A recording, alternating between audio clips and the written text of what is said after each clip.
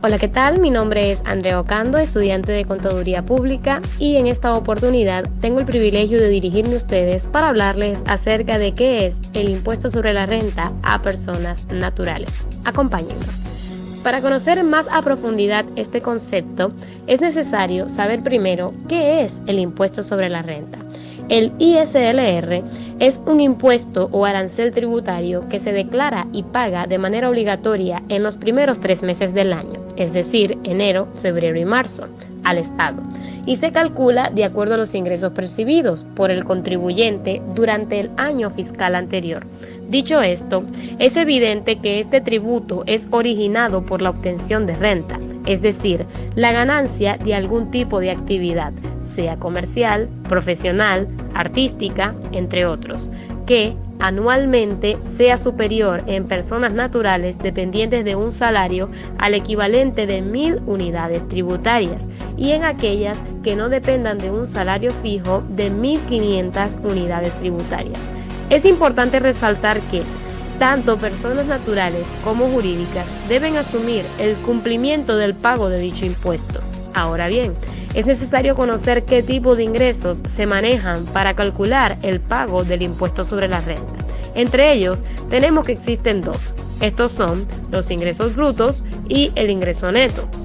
Ahora, los ingresos brutos, como sugiere su nombre, es el monto del total que una empresa percibe de cualquier actividad, sin tomar en cuenta las deducciones y gastos que conlleva dicho ingreso. Es decir, es la cantidad del ingreso percibido por la compañía o persona en que no se toma en cuenta el costo de producción.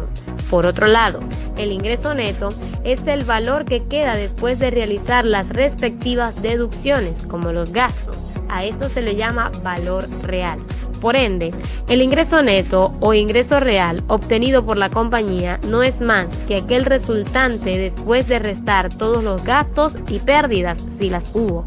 Estos términos son sumamente importantes, ya que determinan el ingreso imponible de una persona o entidad, es decir, el monto que verdaderamente debe ser gravado para calcular cuánto se debe pagar de impuesto, ya que sería sumamente injusto, en caso de una persona natural, tener que pagar un impuesto de renta bruta en la que no se considera todos los gastos concernientes a esa ganancia percibida. Por lo tanto, todo individuo o empresa debe saber la diferencia entre estos dos conceptos para manejar las finanzas de la forma más eficaz y eficiente posible. Ahora, para calcular estos costos es necesario conocer el concepto intermedio entre ingreso bruto e ingreso neto. Este concepto es la renta bruta. Esta renta se obtiene de restarle los costos a los ingresos brutos.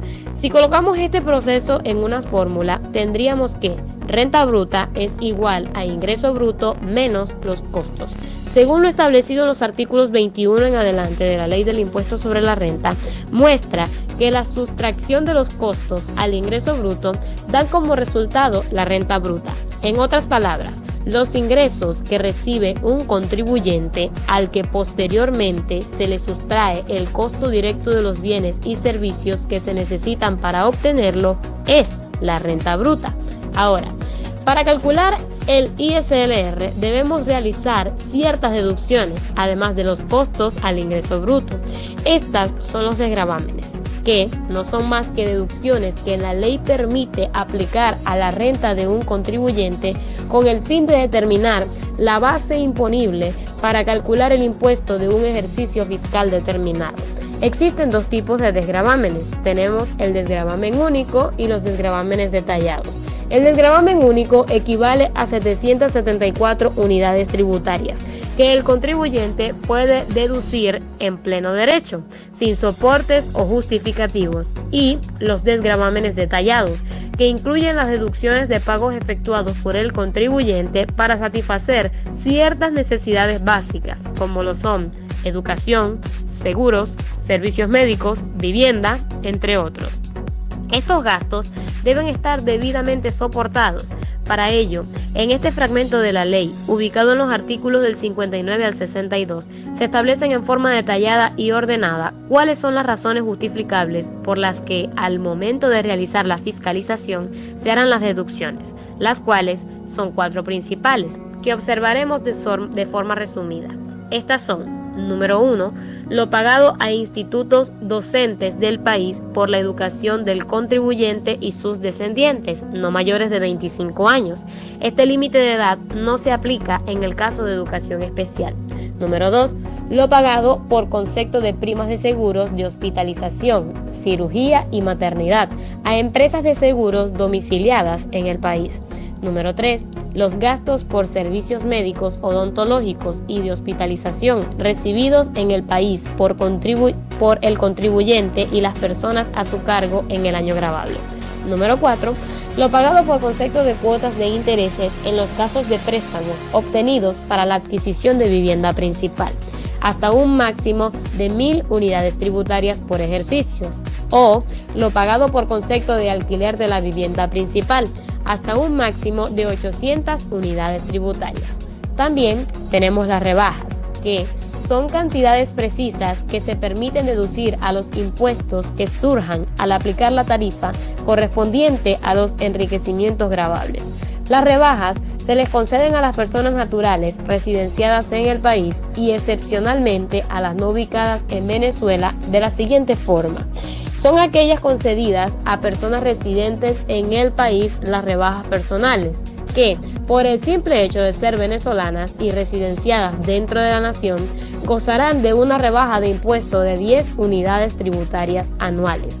Además, si tales contribuyentes tienen personas a su cargo, que a esto se le conoce como carga familiar, gozarán de las rebajas de impuesto siguiente: 10 unidades tributarias por el cónyuge no separado de bienes y 10 unidades tributarias por cada ascendiente o descendiente directo residente en el país. No darán ocasión a estas rebajas los descendientes mayores de edad, a menos que estén incapacitados para el trabajo o que estén estudiando y sean menores de 25 años.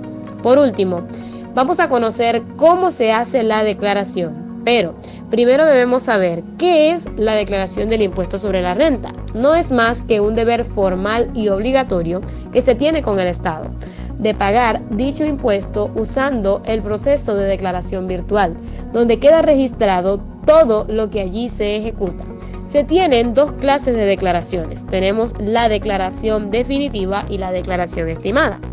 La declaración definitiva es aquella que todos los sujetos pasivos o contribuyentes están en la obligación de realizar ante los entes estatales competentes por la adquisición de su enriquecimiento neto, que es el hecho gravable y, a su vez, es una responsabilidad formal que se tiene con el Estado.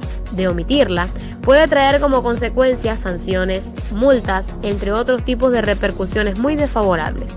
Los pasos para realizar esta declaración en línea son los siguientes. Número 1, ingresar a la página web del CENIAT. Número 2, seleccionar la opción persona natural. Número 3, ingresar usuario y clave. Número 4, seleccionar el menú principal, luego los procesos tributarios, luego declaración de ISLR y la opción definitiva. Número 5, al ingresar a la opción declaración definitiva del impuesto sobre la renta, aparece la siguiente información, que debe ser confirmada por el contribuyente, como lo es el RIF, nombres, apellidos, correo electrónico, dirección, entre otros. Una vez chequeada, presione el botón continuar para llegar al paso número 6, donde debe escoger el tipo de asalariado. Número 7. Luego, ingrese la totalidad de los sueldos devengados durante el año fiscal. Seleccione el tipo de desgravamen a aplicar. De seleccionar la opción detallado, deberá colocar los montos por concepto de desgravámenes pagados, pero solo aplica para las personas naturales residentes en el país. Número 8. Ingrese sus cargas familiares. Número 9. Coloque los anticipos e impuestos retenidos durante el ejercicio fiscal. Número 10. Ingrese los montos que no fueron compensados ni reintegrados durante el ejercicio fiscal anterior. Debe ingresar el año, número de la declaración y monto. Si está seguro de la información suministrada, presione el botón aceptar. Caso contrario, presione el botón cancelar. Número 11. Seleccione del menú que se encuentra a la izquierda la opción que quiere modificar. El sistema muestra un mensaje de operación exitosa y de acuerdo a la selección de porciones escogidas, el sistema le muestra los compromisos de pagos adquiridos. El compromiso de pago se emitirá solo para aquellos casos en que la declaración genere monto a pagar. Caso contrario, solo será emitido el certificado electrónico de declaración. Número 12.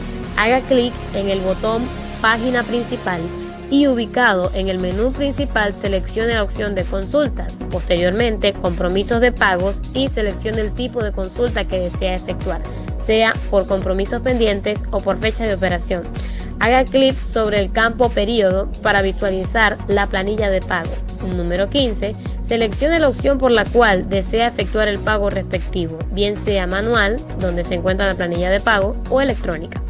Por defecto, el sistema tiene seleccionada la opción manual. Sin embargo, si usted desea hacer su pago en cualquier agencia de banco, presione el botón Imprimir y el sistema mostrará en PDF el compromiso de pago. Recuerde que debe imprimir la cantidad de 5 planillas para efectuar el pago correspondiente a su declaración.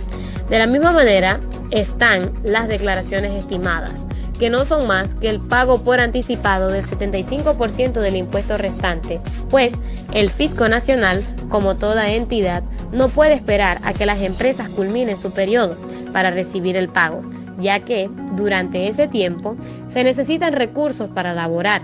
Por tal razón, algunas entidades comerciales están obligadas a realizar este tipo de declaraciones. Ahora, ¿cuáles son estas? Aquellas que han percibido en el ejercicio fiscal anterior enriquecimientos netos superiores a 1.500 unidades tributarias. De no ser así, no está en la obligación de hacer este tipo de declaración. Dicho impuesto podrá pagarse en 6 o 9 porciones de iguales montos mensuales y consecutivos. El procedimiento para realizar esta declaración en el portal del CENIAT es el mismo, con la única diferencia de que al momento de seleccionar la declaración, en lugar de seleccionar definitiva, se pulsa estimada y el portal hace el resto en forma